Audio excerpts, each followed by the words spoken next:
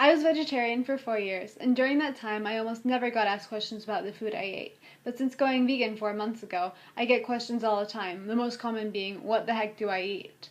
To answer this question once and for all, I filmed everything I ate for 3 days. I started day one with some tofu and some veggies, and from there I made scrambled tofu, the vegan alternative to scrambled eggs. One of the biggest concerns people have about vegan diets is protein. And because of that, I just want to point out that from this breakfast alone, I've already had 31 grams of protein. And since most of those are from soy protein, most of them are complete protein. A thing that most people assume that vegans can't have. I started lunch with a lot of the same vegetables, but by combining them with different ingredients, I created a very different end result, a hummus wrap. Obviously, this is a very vegetable-heavy meal, but in a lot of ways, that's one of the best things about being vegan. You're almost forced to, but in a good way, incorporate nutrient-rich foods into every meal, which makes everything you eat a lot healthier.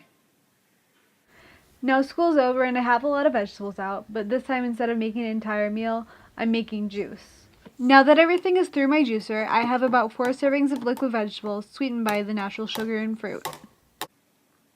Just as a disclaimer, even though juice does have a lot of vitamins in it, and it is really good for you, it is not in any means a meal replacement, and it won't cleanse you any better than your body does already.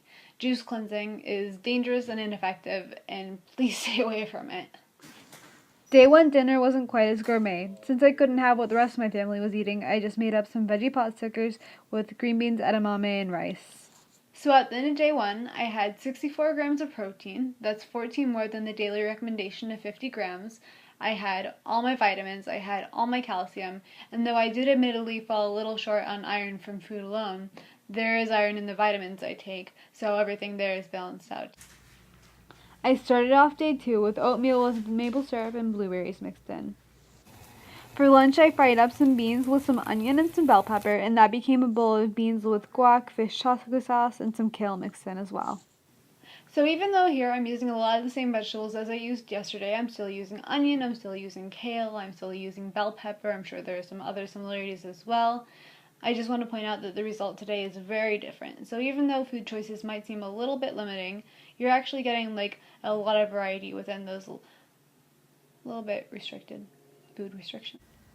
Dinner is normally where my mom swoops in with something a little more creative, but since I was left to fend for myself, I just finished day two with some red hot chili tofu. So, 2 things about this dinner. Number 1, I admit it does look a little gross on the video, so I just want to clarify, in person it doesn't look like that. It looks really good and it tastes really good too.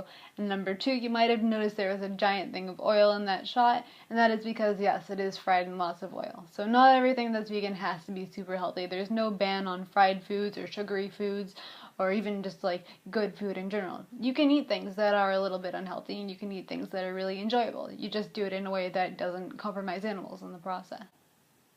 Okay, so for day 2, I actually ended up beating my 64 grams of protein that I had day 1. Today I had 80. I also had all my vitamins, all my calcium, and all my iron from food alone. So today was, again, really good. Day 3 breakfast, I again had some oatmeal, and I also had a piece of toast with some avocado on it. For lunch, I had the most terrifying thing known to mankind, a salad. I chopped up some veggies, tossed it with some garbanzo beans, threw some balsamic dressing on there, and then threw some cranberries on top. I ended day 3 with something pretty familiar. Since I didn't get home from work until 8 at night, I just made up a batch of scrambled tofu, the same I had on day 1, but this time I added in some mushrooms as well. Okay, so looking back on all 3 days, I noticed that it was an abnormal amount of tofu. So I had tofu for breakfast day 1, then tofu for dinner day 2, and day 3. And I just want to clarify that that's not the amount of tofu I have in most weeks. It just turned out where I was cooking a lot, I didn't really know what to have to show on the video, and I just kept going, okay, I'm gonna make tofu. And it got really excessive. So just to clarify, tofu is not the only source of protein you can have. There are many other sources, they're very good sources, and not everything has to be tofu, tofu, tofu. That's just the way this week turned out. So in total for day 3, I had all my protein. I believe I had 64 grams.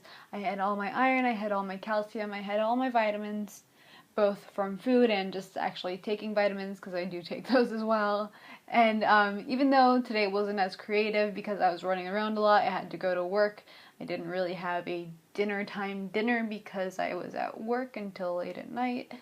I still had all my nutrients, and even if it wasn't as exciting as normal, it was still a really good day. Thanks for watching, and thanks to Lauren and Alyssa for being so helpful with everything.